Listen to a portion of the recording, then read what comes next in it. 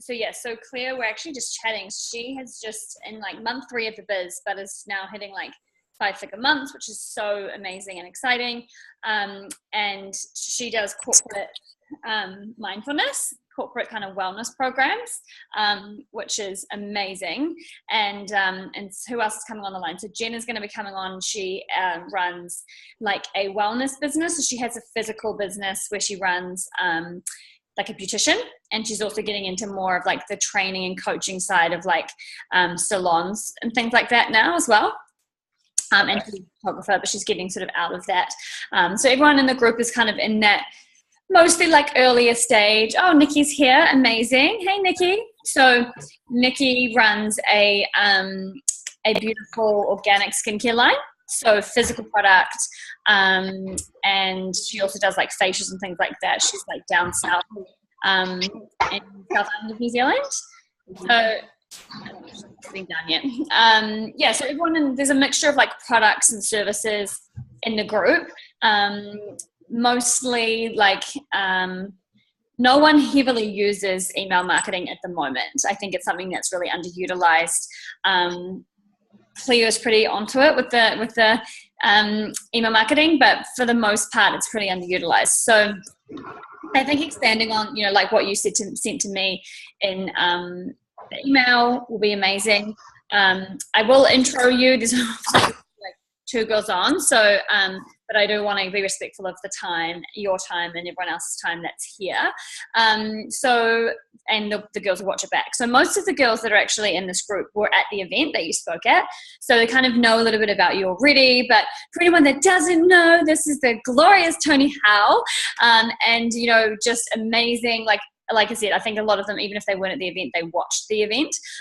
So we'll know that you just totally like digital marketing, just genius. I love the way that you really make it super, super digestible for us to really put it into play and kind of break it down, because I think that this space can really, can really be, we don't know how many times we should email. We don't know, how many times we should sell on email.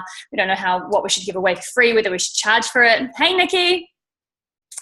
I was just giving Tony a rundown of your business and who's on the line, and also about what Tony does. So Tony is a digital marketing genius. So we are here to get glorious insights from him today. So if you guys have any questions, do just shoot them through. And Tony and I will kind of have a little bit of a convo around it.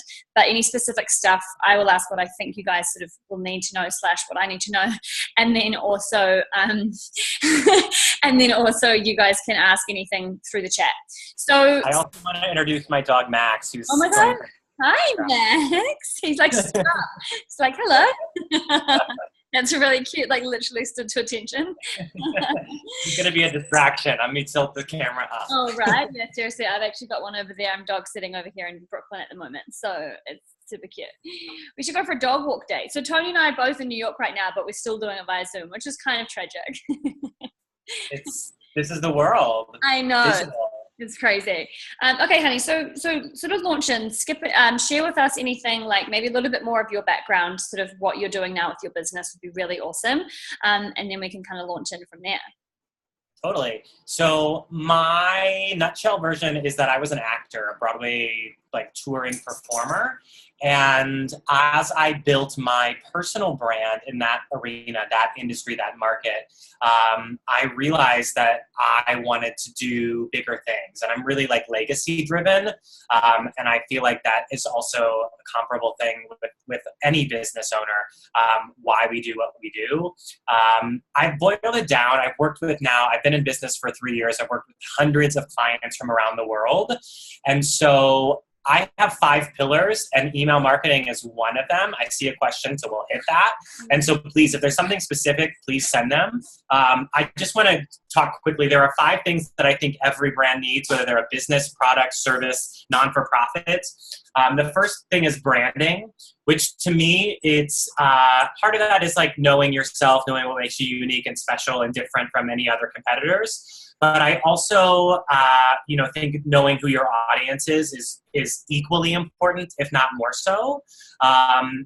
And specifically, I work with mostly personal brands. So tapping under that, if you know Simon Sinek's work, into the why you're in business, why people should know your name, is going to help allow you to come from a place of giving instead of asking for things, sales or followers or whatever it may be. That's my branding theory in a nutshell. I have an equation for it. It's authenticity met with strategy. That to me is like the two ingredients of branding. It's mostly intellectual activity. Besides like choosing your domain and your email address and your social handles, it's very sort of strategic planning. From there, the second pillar after branding is legit media. And I use that as an umbrella for photos and videos, professional photos and videos. We all have an iPhone, but the difference of seeing like a Starbucks ad with a beautifully photographed Frappuccino versus if they tried to advertise with you from an iPhone picture, it's a little bit different. So the legit media tells the story of your brand, and that's sort of dressing for the job you want, positioning yourself. You know, I am a guy in a polo today, but if you look at my website, tonyhowell.me, you'll see me in a blue suit. I don't wear a blue suit every day, but that's a strategic choice with a pocket square to speak to the audience that I want to be speaking to. Third pillar is a website. I think everyone needs a website. I think you need a professional website. I understand building it yourself. I built my own website, but I've been building them since I was 10, so I'm just going to put that out there. But I do think having a website is important for a couple of reasons. One, it controls your Google results. And two, as we talk about other forms of marketing, content marketing, like social media and email marketing, the website keeps it all in your house. You're not competing against like silly panda videos or, you know, whatever it may be. You know, you're not competing for attention like you are in sometimes people's inbox even, or social media. The next two are social media and email. So just to recap, we have branding, which is sort of strategic planning, legit media, which tells your story through professional photos and videos. Your website then tells the story of your brand through those photos and videos. And then we get to this, email and social media marketing. For a personal brand, I would prioritize social media over email. Everyone has email, keep that in mind.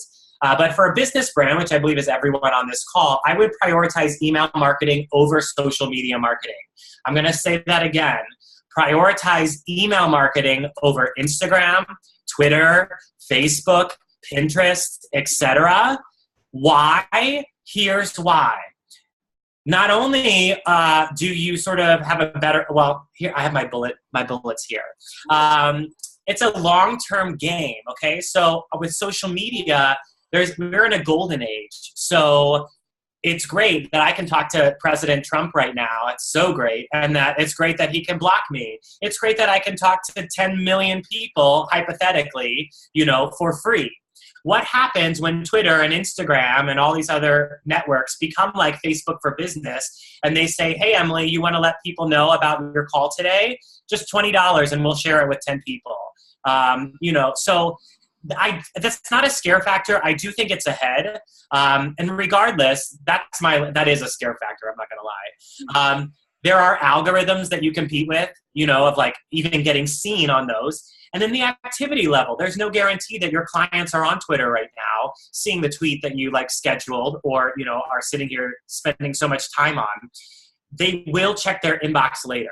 Now, there's two kinds of people in the world. I'm an inbox 0 guy, but there are people who are inbox 50,000, right? So you do compete for activity or attention in email marketing as well, but I think there's a higher percentage of people who will actually see your marketing material than there is on social. The power of social is that it can go viral, people can share it. But email marketing is a great way to make sure that your message gets seen and heard. So that would be why I would prioritize email marketing over social. Yes. Is there, because I've heard that there's like a stat where it's like people are like 50% or 60% in terms of the conversion. So not only just that they will read it, but also in terms of converting into a customer, like a paying customer. that email is where that conversion will happen? I haven't heard a statistic like that.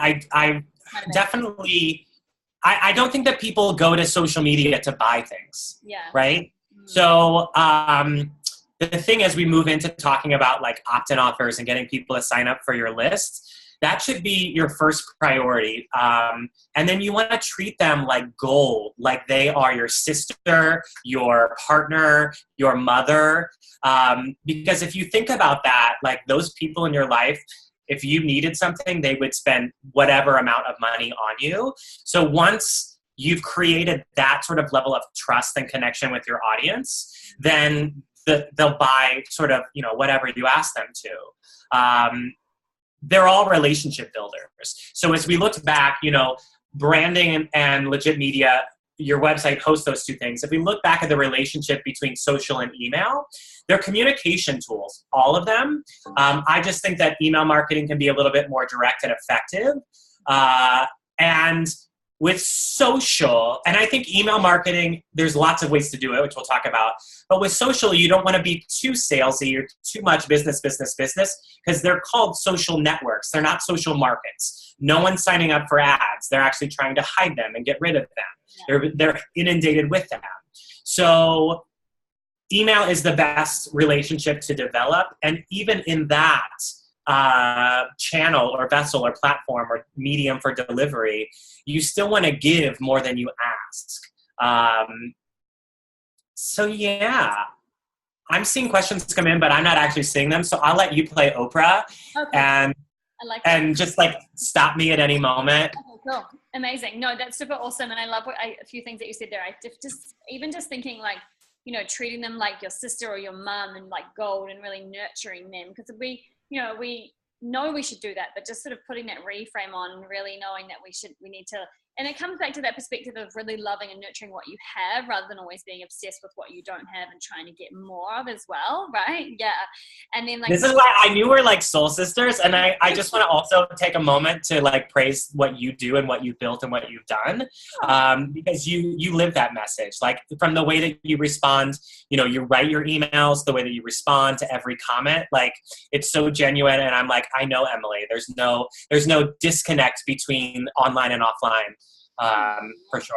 That's really sweet. Thanks for saying that. Of course. I appreciate it.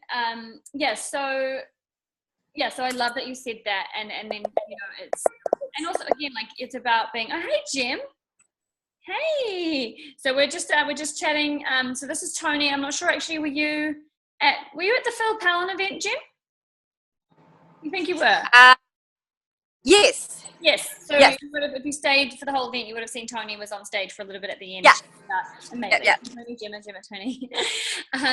So we're just chatting about, obviously, we're chatting at the moment talking about email marketing and how to nurture your tribe. And I was just reiterating some of the things that you said, Tony, and also as well around like the social media and social markets, which is super good. And just having that distinction of like, how to show up in certain places, because that's definitely a question I get a lot, like how often should I give, and then how often should I ask, like how many posts should be a value post, then how many should be asking for something. So I think just kind of having those perspective shifts is a really good distinction. I will ask, and I know if it's something, because I know you've made some points, so if it's something that you were going to address, we can put it aside. Otherwise we can address question by question. So we've got Nikki has said she'd love some help creating an amazing opt-in for her tribe, and then she's also asked about, I know you know all about this, and then also, and I know this is also really helpful for all of us, around, so she's mentioned about what happens when, hold on, I just think I've got Gemma, I need to move you. Oh, Jenna's here as well. Hi, my love. Yay. So we're just actually chatting about email marketing at the moment, babe. And so that's really where we're at. So she's also mentioned what happens when she sends an offer out to her list, but it's timely essentially, and they don't open it in time. So I put out a timed offer, and most of the peeps don't see them or open their emails, and the offer is expired before they've opened it. Any suggestions on this? So powerful opt-in and time. Yeah. So people use different language for the opt-in. Sometimes it's called a lead magnet. Some people call it a free giveaway, free gift. I've chosen to call it a freemium. which it is a free version of your premium thing, meaning people will pay you eventually. And it should be a sample in the same way that I get a free sample at the grocery store, or I can try a fragrance at the department store before they expect me to buy the full bottle. Your opt-in offer is a simple taste test of what you're asking people to pay for. That being said, we want it. You have to look at it through your audience's eyes. When have you given your email address away for something? And so I've created a little bit of a list, but I'll tell you from my own experience, you can often overthink this or overdo it and think it needs to be this epic 90-page ebook as opposed to just, 5 tips. So the first kind of freemium that I would tell you to do is, this is a sneaky one I use with my celebrity clients. Hey, a new EmilyGallagher.com is coming soon. Sign up for updates. So people think they're signing up for updates on your new website or your new product, your new book or whatever. They're actually signing up for a lifetime of updates from you until they unsubscribe. So the first sort of marketing trick that I can give you is whenever you're rolling something out new, and I do this for clients, I work with mostly artists. If they are doing their own album or their own one-woman show or whatever, there's an opportunity to take pre-orders or just get updates, get notified, so that you're collecting those email addresses. So it's one more route for you to talk to this audience. So the first freemium that you should do is get notifications or get updates. Sometimes this is flipped for premium brands. You have to enter your email address to request access. So Laura Roeder's social media software called Edgar, you can't just buy Edgar. You have to actually request access. So the exclusivity makes it feel like it's a country club of software that I have to get verified and approved before I can. And that's her way of ensuring that if she knows someone's interested in her product, and then if they don't buy, then she can keep going after them, kind of like what your second question is hey, how do I retarget? Right. And Tesla does this too. We talked about this at your event where I'm you have to lay down a $2,000 deposit to get on the waiting list for a Tesla. So that's a mailing list glorified with, a $2,000 opt-in fee. Hi, doggy. I like to encourage people to take advantage of that. People always want to be the first to know or be a part of a selective group. And then from there, don't overthink it. So if there's something that you can repurpose, a really good one is a resource guide, like your favorite tools or things that you use or things that, people that you recommend all the time, so that if someone emails you and says, hey, can you recommend a photographer? You're here's my resource guide, that kind of thing. The other, and it can also be save some money. So for those of you with products, enter your email address for 15% off your first order, $5 off, $10 off. People will do that. That's a magic wand solution. And then, there's always all forms of media. So you could do recorded video. You could do live video, like a webinar, getting people to sign up for a specific event. There are sneaky people in this online marketing space that make you think you're attending a live webinar, but they're actually just playing a recording at a specific time. You can do that with audio. You can do that with a PDF. So there's 1,000 things you could give away. Just give away something. And here's the other thing, which I think is a big point. You want to, rather than focusing so much on new opt-in offers and always doing that, a big thing you can look at is your conversion rate on your website. Are people actually signing up for my opt-in when they come? And so then again, if you want to be sneaky and boost your email list, there used to be things called squeeze pages or hug pages or a gate. So Laura Roeder, again, it used to be and this is also called a landing page for some people. Sometimes I keep it simple for others, and I just say, think of a full screen pop-up, where it's join, I think Joel has this at Addicted to Success. Join 2 million other people, enter your email, or join 2 million happy subscribers getting my weekly tips. So that is a way to have an opt-in offer. You don't necessarily, so again, the triggers there psychologically are, oh, I'm joining an exclusive club, but whether it's 2 million people or, the Tesla premium model. And then don't overthink what you can give away. If you have a really popular blog, maybe it becomes a content upgrade where it's actually only available if people give you their email address.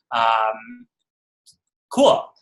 From there, I want to address her second question in terms of once we get to like the talking about sending it. I'm just going to assume that everyone has their mailing list and everything set up. But periodically, walk through that as a stranger just to make sure that you have really looked at that user experience or customer brand experience. Revisit it, keep it dusted and polished. So I actually did that on the train as I was like jumping around between appointments. And a couple of little tricks and you're welcome to go to my website and check it out, but I get pretty advanced. And I know that this may not be the most technical whatever, but if you're working with a web designer, here's something that I do for my clients and myself. I don't actually have social media icons anywhere on my website because I am prioritizing email marketing. People need to give me their email address. Once you enter your email address, then it says, smart move, check your inbox to confirm. If you want for more frequent and personal updates, follow Tony on X, Y, and Z. Now, I got that from Marie Forleo. I watched, how she did her opt-ins. Yeah. And then from there, there's in MailChimp, there's the idea of your thank you page or a thank you email.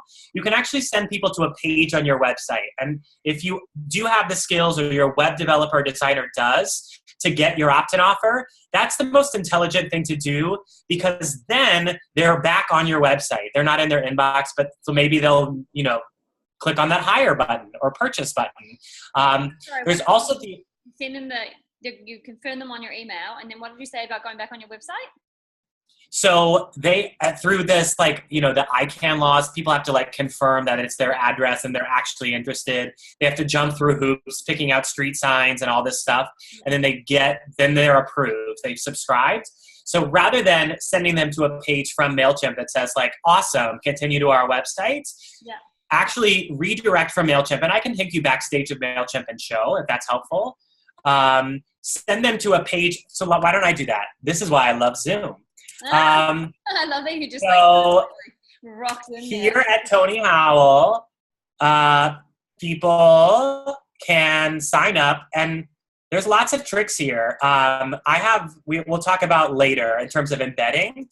Once they subscribe, once they enter their email address, they see this second screen. So this is the second of 3 screens that says awesome, please confirm. If you want to follow Tony here. Then once they jump through hoops, picking out street signs and which one is a car, then they get my opt-in offer. And again, don't do what I say, not what I do. This is a little epic. But this is my methodology, and I do believe in generosity. So these are my 5 pillars that we walk through at the beginning of this call. And this is what I'm tracking on MailChimp. I'll show you backstage of that.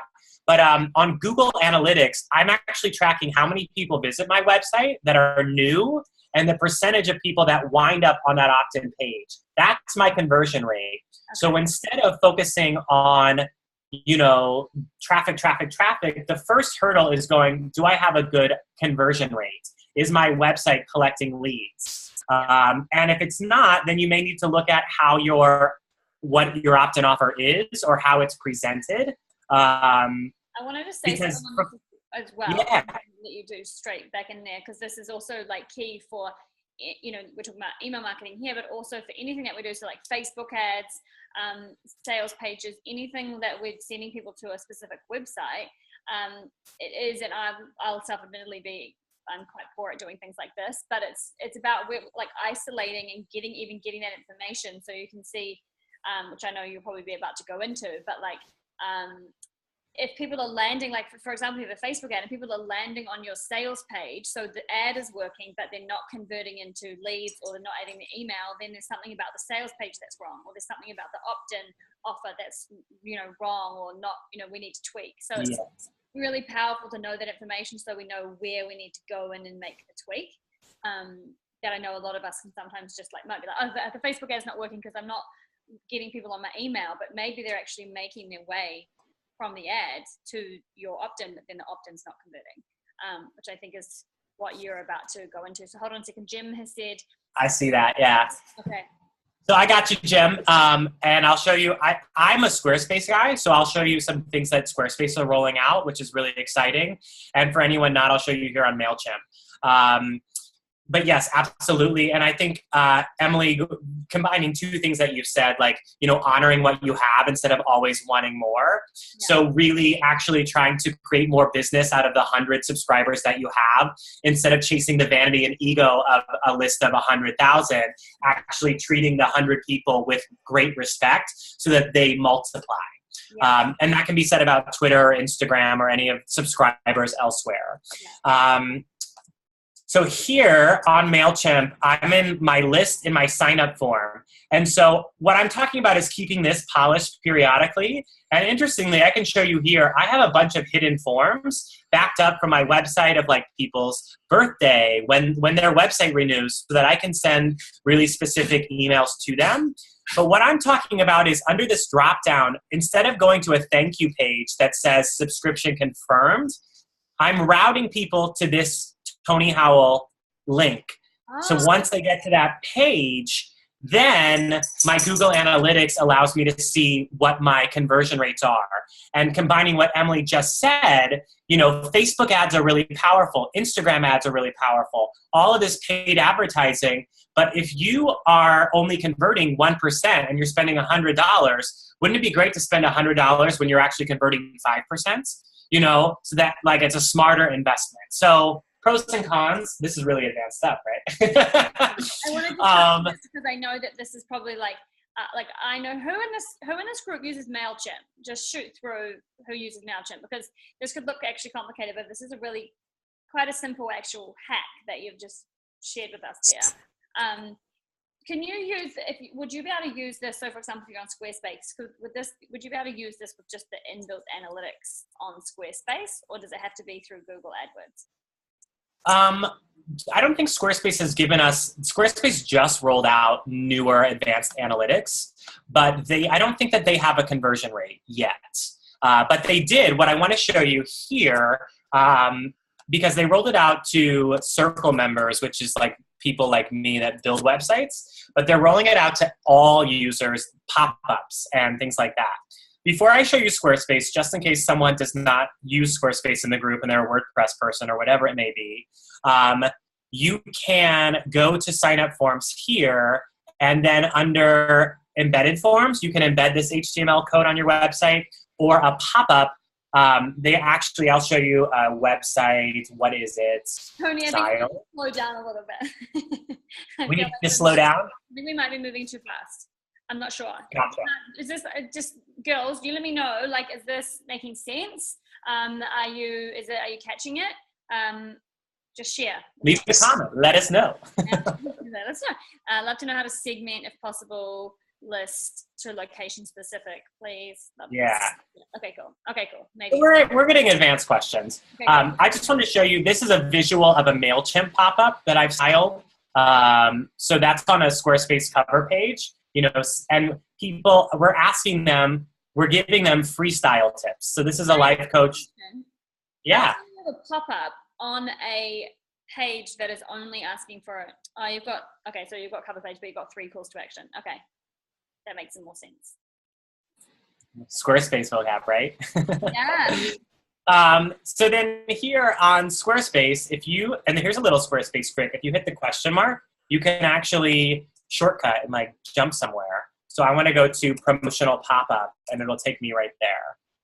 So if I hit the question mark, it'll allow me to jump around a little bit quicker.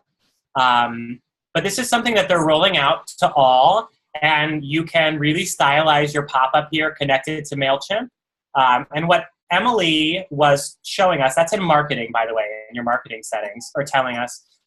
Here in the analytics, Squarespace does offer quite a lot of analytics. I just don't think that they have any sort of what's it called? I don't think Conversion anyone in rates. this group uses Squarespace. Do you? Does anyone in this group use Squarespace except me? Well, I do. But I'm a Squarespace guy. I applaud it. Yeah. I want to jump back to some questions.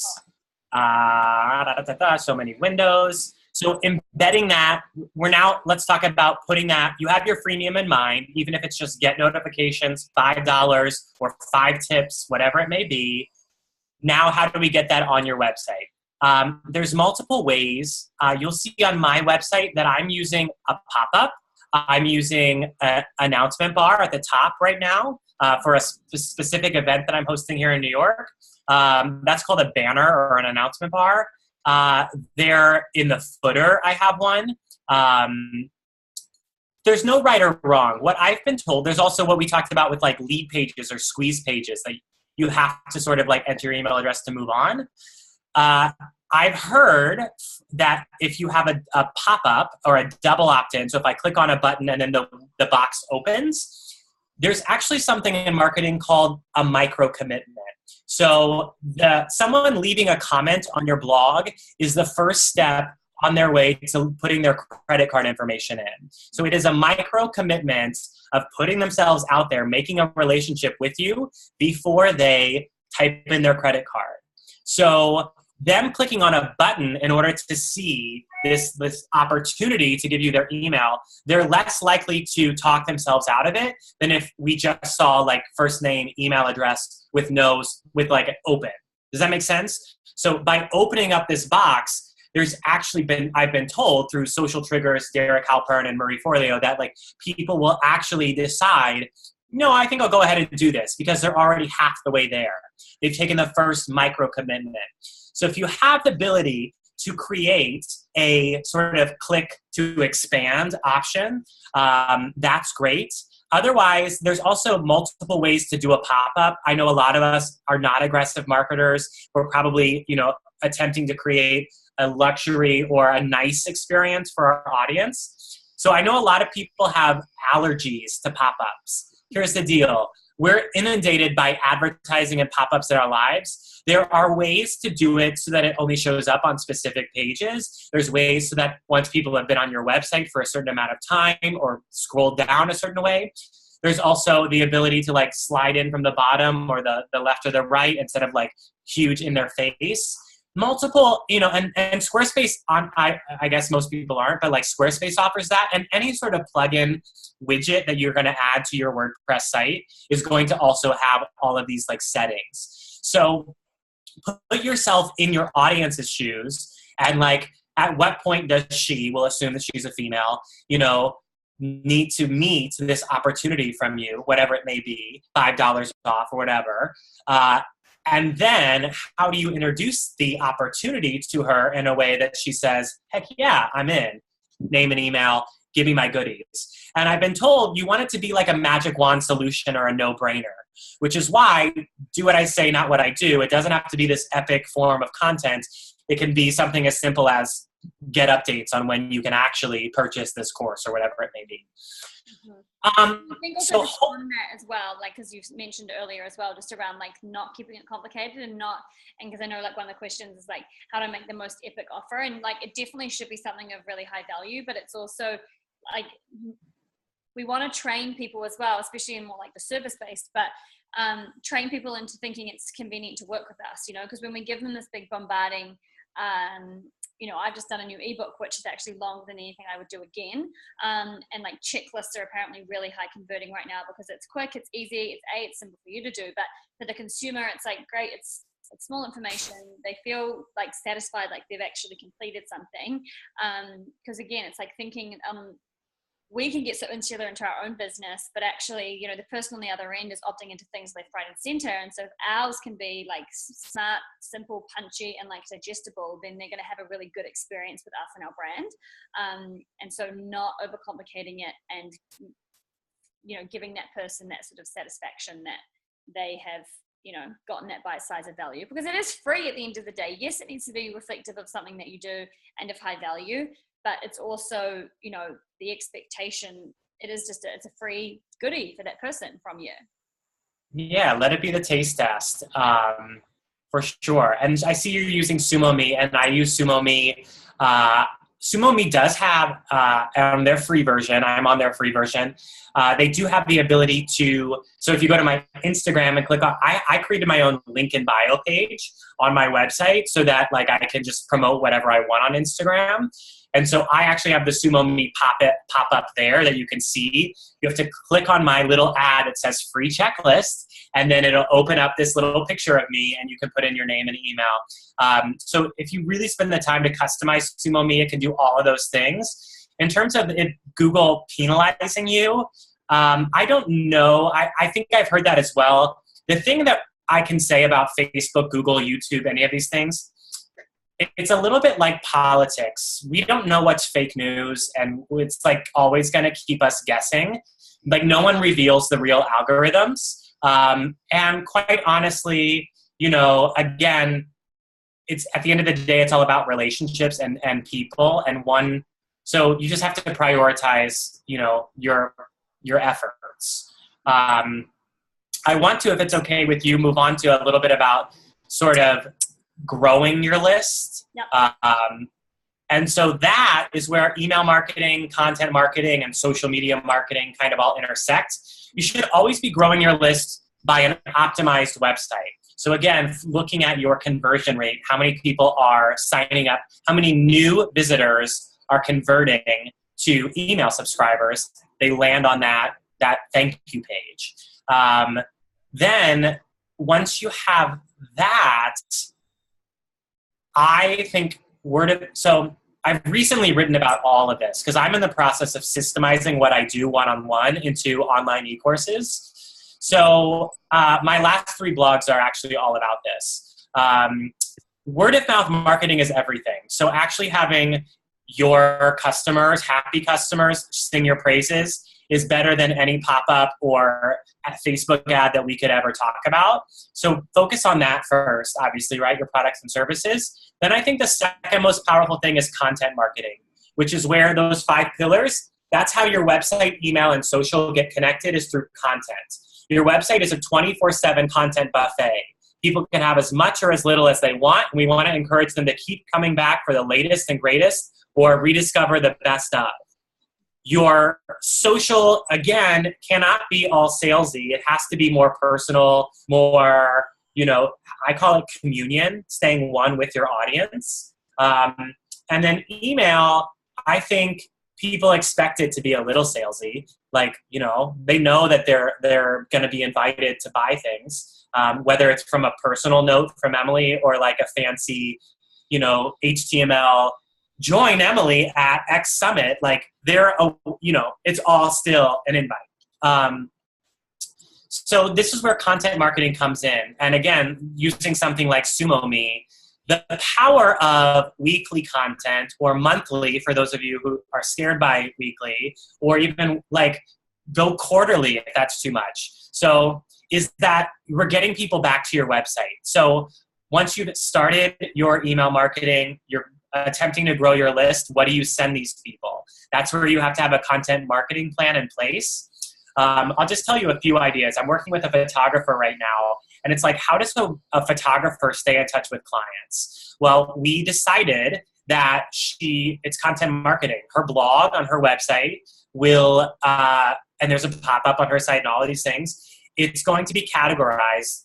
I'm way off topic. Here I go. Focus. We are going to use her blog and we're categorizing so that as people land on her sales page for weddings or for birthdays or for portraits, they're actually seeing her latest work through her blog, the cover photo of her blog. So the content, rather than sending out, hey, I shot another birthday party. Hey, here's a new celebrity. Hey, here's that.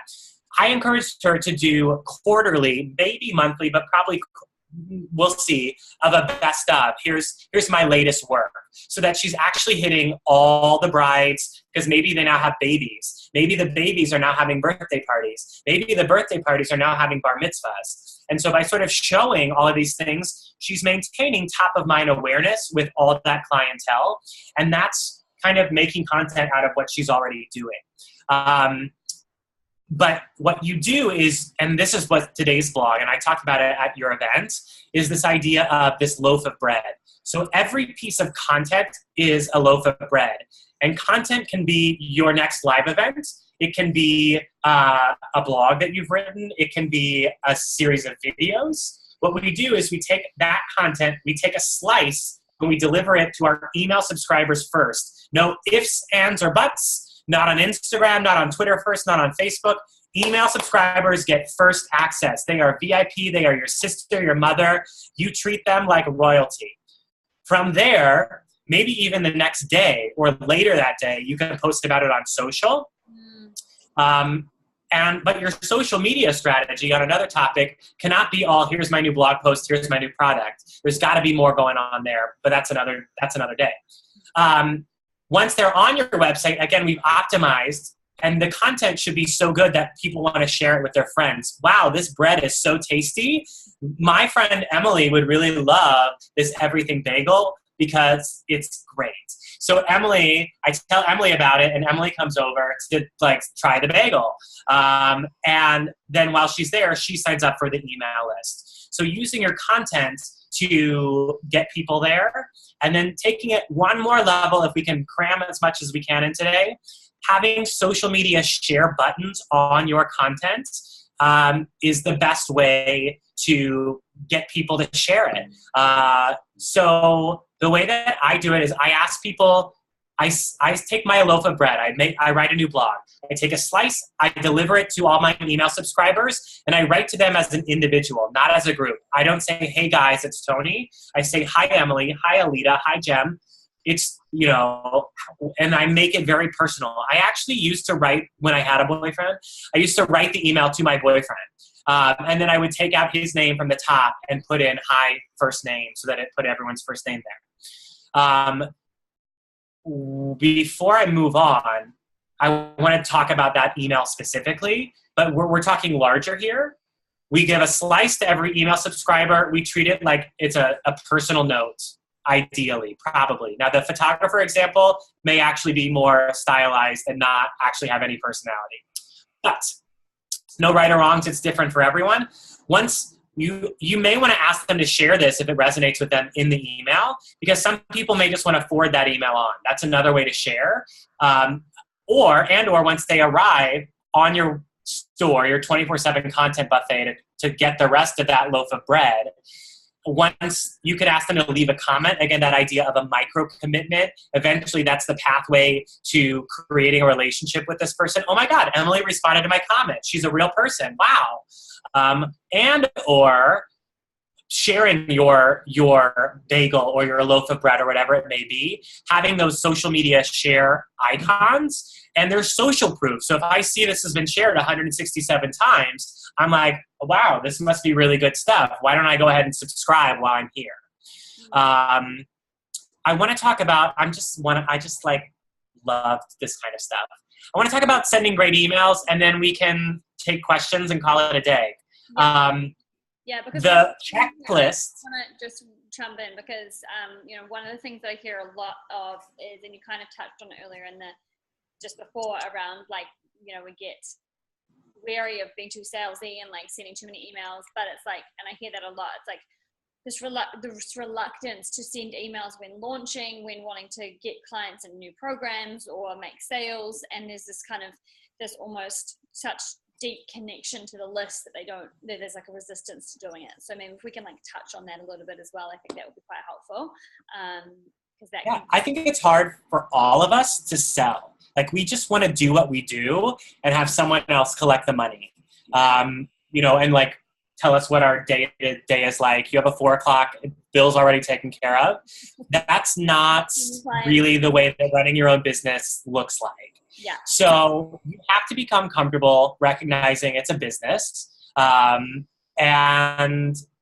I think there's something that Natalie Lucier, another leader in this space, said that I like, is that writing emails pays the bills. Again, spending all day liking things on Instagram may get you lots of followers, but do they convert into paying clients and customers? So writing emails will pay the bills. That's one way to remember it. I also have a mentor, Dallas Travers, who says that the size of your lists can reflect the size of your bank account, right? So if your list has a 1% conversion rate, 1% of 100 people looks a lot different than 1% of 100,000. So we need quality and quantity, but those two things hopefully can conquer any resistance that you have to sending something out there. The other thing that you could do is and I think this is smart, is testing. We're entrepreneurs. So sending yourself a test email is the first thing that you could do to see, is this too salesy? How do I feel opening this on my mobile phone? The second thing is that you could send it to just a portion of your list and say, did they open it? Did they click on the link? So instead of going, oh my God, I just sent an email to 10,000 people, and it had a typo, maybe you only send it to a certain amount first, and then you roll it out from there. I want to just quickly touch on this as well and just say, with there's no point in growing a list and doing any of this stuff and spending all of this energy if we're then not going to the market, to the list, right? So it's make the decision, if we're going to build, then we also need to be nurturing that tribe and then also asking for the sale, right? For sure. And so there's two options. I think there's two options in email marketing. And I spoke about this to Dura, who's a product owner. She sells jewelry while we were in New Zealand. There is sort of the Macy's way. I don't know if you guys have Macy's, but here's the latest sales, but it's pictures. It's very HTML. It's very graphic oriented. Or there's the personal note, which it's pretty much all text and maybe there's a clickable link. For most brands, I opt for the personal because it creates a better connection. But for some product businesses and premium brands, you're going to want it to look like it's a email from Tiffany's, right? Tiffany's is not saying, hi, Emily, we just got a great new shipment of blah, blah, blah. They're saying, become the lady of the ball, buy this jewelry, right? So there's two different worlds there. But regardless, I think what both need are personalization. So those Tiffany's emails that are highly designed, they're actually personalized to a specific demographic, and they're using words and images that are going to resonate with that woman in the same way that we as small business owners are going to use a more personalized note to create that more one-on-one relationship, even though it's scaling one to hundreds and thousands and 10,000s. Checklist for an email. First hoop that you're going to need is an amazing subject line. And as I was thinking about what I could give to this audience, I actually kind of want to bundle something for them, which is my couple of opt-in offers that I have, as well as a spreadsheet of I keep a spreadsheet of emails that I actually open from marketers so that I can see what they're using as their subject line and then just modify it. Yeah. So it's sort of a swipe file for you all. That's the first thing, is collect subject lines so that you can go, what can I borrow today? Yeah. That's the first hoop, getting someone to open your email. A couple of tricks, you can use emojis and things, and there may be someone who types it in, aren't inboxes punishing if you're using all capital letters, or, we don't know the algorithms, but see what works for you. First checklist is an amazing subject line. They open it. From there, again, this is a slice of the bread. We don't want to give them all the content in the email, and we want them to get over to the website where they might consume that content, and then the next, and the next, and the next, and the next. So avoid, those of you with email allergies, avoid trying to put 5 things in one email, and try to send 5 separate emails. Spread them out. Spread the wealth. So instead of saying, click here and register for this, then come over here and buy this, and like me on Facebook, and da-da-da-da, one action for one email. Bye, Jem. Good to see you. So that's, first thing is the subject line. Second is we want to write compelling copy that gives them a reason to click.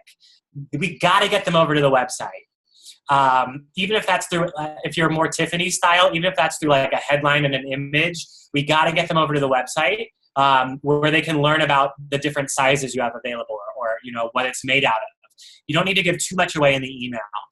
that's kind of it. 1, 2, 3, easy breezy. For those of you who are not tech savvy, check out MailChimp's new app. It's not that new. It's called MC Snap. It makes email marketing a snap. It's literally as simple as sending out something on Instagram. You choose an image, you write a headline, you write a blurb, and then there's like a little call to action button. So that's something I always share with people. And also keep in mind, those of you who are just starting, the first thing that you have to do today after you finish watching this replay or whatever is start growing your list. We've given you lots of ways to do that. You don't have to start sending out emails right away. I'm looking at my friend Alita here, who's tuning in as well. She's a future celebrity brand. You don't have to start sending emails right away, but we want to start collecting an audience. Yeah. When you're ready to send emails, we talked about the 2 ways to do it. But I think, really speaking to someone personally or, is the best way to do it. Think of that loaf of bread strategy. Only give them a taste test where then they come over to your website.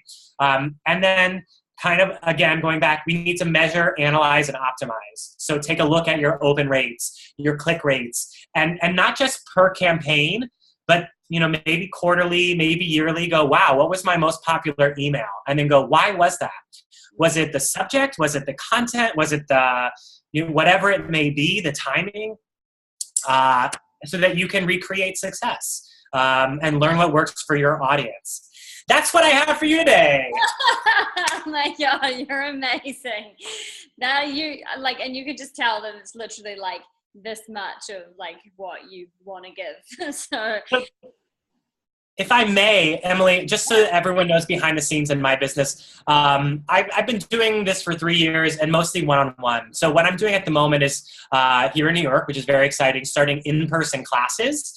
And for other service providers here, those are my way to make sure that my offers really get people the results that I think that it will, so that I have happy testimonials when I productize my services into online courses.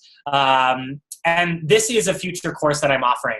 I won't give away the subject line, but I will have an email marketing course available. And like I said, I would love to, give you all of this stuff, this bundle. I did not have the time today to create like a opt-in link.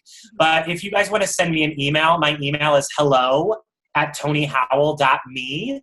I'll definitely put that together for you.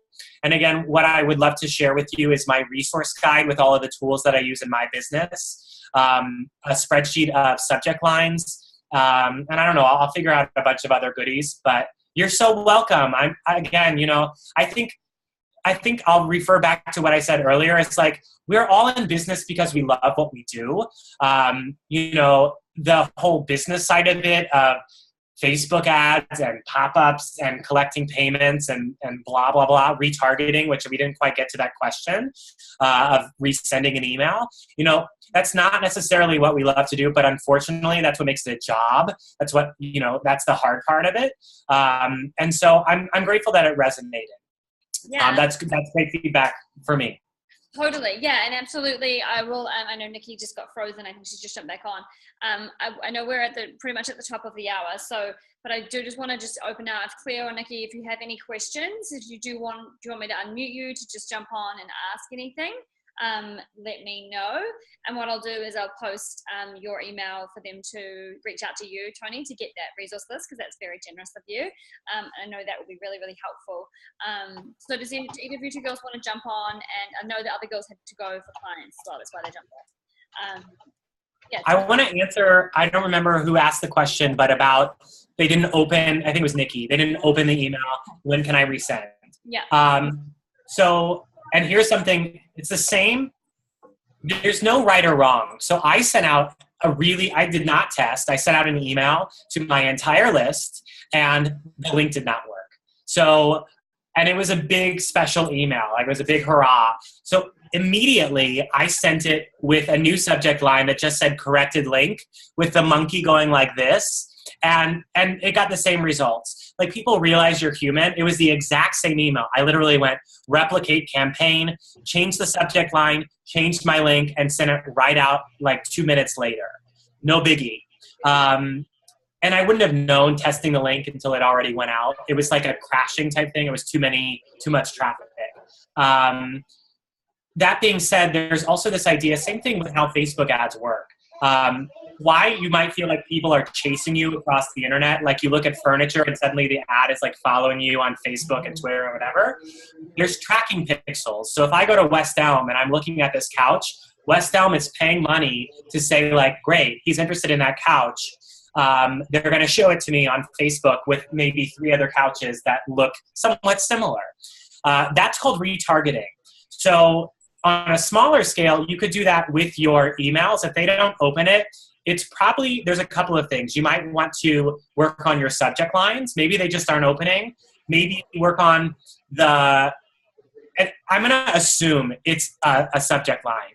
But if it's not, then maybe like work on your relationship with your audience. Talk to clients, figure out get feedback so that you can keep creating a love fest where people want to open every email from you. Going all the way back, I'm going to have an event on Monday that I'm calling Big Picture Brand Bootcamp. Here's why. Your brand is a big picture. And looking at this art behind me, let's talk about pointillism. So every single thing that you do, the way that you walk into that client meeting, the fact that I was late with Alita, but hopefully that I apologized 3 times, and same thing with you, Emily. Like I'm making up for that, like sort of like negative points. You know, I'm making up for it. Everything, your brand is made up of all of these little impressions that if we zoom out, we see like, oh my God, that's the brand. So get feedback on what your picture actually is. It's good to paint your picture, what you want it to be, but actually getting customer feedback or non-customer feedback, why did you decide not to buy? Why did you decide not to open my email? Can actually help you avoid that in the future. So all of that to say, definitely keep that in mind, that you want to make sure that big picture wise, we're creating an emotional relationship with your product or service so that if they see your name in their inbox or your face on their Instagram or Twitter feed, they're excited to see what's there. That's when you know that you are not overdoing it, because they've come to expect such goodness from you that every time they see your name or face pop up in their world or logo, they get excited as opposed to, oh my God, not another blah, blah, blah. Makes sense? Would that be just literally emailing them and asking them like, hey, what content do you want? What do you want to see from me? Is that how you would know? Yeah, I think I do like an annual survey just for that. And then there's sneaky ways. So if we use business words, onboarding and offboarding, you know, this conversation I had with Alita, or even like your intake form, there's sneaky ways to figure out what people want to know. It's why, Emily, in our conversation, I said like I almost want to open up with what questions they have. That's a way for me, to like make sure I answer the questions here, but it's also me tracking for my future course. What do people want to know about email marketing right off the bat, so that I'm not guessing? So, and it's why when you hang up with Bank of America or Bank of New Zealand or whatever, that you might get an email, hey, would you take 2 minutes to fill out this quick survey? They're just trying to collect information so that they can improve their brand and their services. So implementing areas for feedback in your products and services are a great way to make sure that the next time you deliver it, that person sings their praises, sings your praises, not only to one person, but to like hundreds of people. They're just like, oh my God, it's so amazing. And that, again, goes back to word of mouth marketing, trumps email marketing, trumps content marketing. So we can get nitty gritty into any one of those things. And to really answer your question, you could totally send that same email again to those same people. I wouldn't do it right away. And what I would encourage you to do is be like a DJ or a chef, mix it up a little bit and represent it so it doesn't feel like the exact same email. It feels like a new opportunity. Totally. And I think that that's definitely really valid. And I think that to answer your question from my perspective, and then maybe if you've got something different, Tony, is it's like when something is time sensitive. So what I would say, Nikki, is to actually write in the subject line, like time sensitive, like this like will expire. So people actually know if they don't open it, that offer is going to be gone. Would that be And things get advanced. So, and I haven't done this. I'm just telling you what I know. And this may be years down the line for all of us. A couple of things to throw in. There's this idea of lead scoring. So there are certain email marketing clients, not MailChimp. Infusionsoft is one of them, very expensive. Or ActiveCampaign is kind of a mid-level, which ActiveCampaign will tell me, hey, Nikki went to your website's page 10 times. It looks like Nikki's really interested in getting a website. She just hasn't clicked that contact button yet. So from there, I can create really customized email campaigns to people in my audience who I know are interested in websites or email marketing or whatever it may be. So that, again, way down the line, taking that a simpler level, this idea of segmentation. So at a certain point, as you get better at email marketing, if you're sending every campaign as a broadcast to all subscribers, probably not the best email marketing. It's good. If you want to do it better, take that idea of Tiffany's and really create targeted ads for certain people. Why would I send a Father's Day post to someone who I know, their parents aren't living, or whatever it may be? So, segmenting your offers, even for a live webinar. If someone's already subscribed and they're in, why am I reminding them that the opportunity or the cart closes or whatever? So really, and MailChimp offers that. MailChimp is quite advanced, so use it for as long as one can. When that first kind of hoop, it says recipients, there's ways to send segmented campaigns. And so I did it this morning. I sent 3 emails. I sent one to people who have registered to my Monday event saying, hey, I'm so excited for Monday. Here's all the details. By the way, you should read this new blog that I wrote. Here it is. See you Monday. I sent another to my New York subscribers that said, hey, here's this new blog. P.S. I'm having an event on Monday, and if you're not there, you're really missing out on something special. Then I sent it to worldwide just saying, hey, I have a new blog. So that's segmented marketing, and I took the time to really kind of play the DJ of my email to copy and paste and move it around so that someone in LA doesn't go, why would I come on Monday? It's in New York. I actually get annoyed when I get invites to places, whether it's on Facebook or email. I'm like, I'm not in your city. Why are you sending that to me? So that gets into personalization, or if you want to use fancy words, segmentation. That's awesome. That's really helpful. And I think it's just about being more thoughtful and actually taking that time to really think about the user experience rather than just, which I know I'm definitely guilty of, because it's like, segmenting and all of those things. But it's just tapping into the power that it has and how much more we can use it and that it can do for us. Amazing. Thank you. Oh my God. Like, I'm like, okay, what are you doing later? Can I please bring my computer in? No. I have a website call, but yes, I would love to stay in touch with everyone. So please email me and yeah.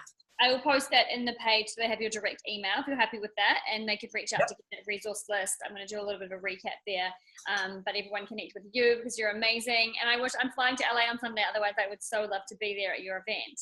Oh, so bad, too sad. Well, I'll show it to you when we hang out. I will also tell you, I would love to hear from you when you send me an email. Just tell me a little bit about your product or service, and that's all I'll say. But I will share feedback on that sort of introduction. It's a small thing, but it may be a small thing that's big results for your business. Amazing. That's very generous. Thanks, darling. I really appreciate that. Of course. Really helpful for the girls. So you're amazing. Thank you so much for being here. I will post that for you. They will get in touch. I really, really am grateful for you for sharing your time with us and your amazing, amazing insights. My God. Likewise. And the cool thing is, like, we're around the world. So, like, we're all connected now, and so I love it. Yeah. I love what you do, and I can't wait to meet the rest of you. Thank you. Yeah, and I'm going to message you so we can have drinks or something tomorrow. Okay, amazing. Lots of love. Bye, girls. I will see you. Bye, everyone. Bye.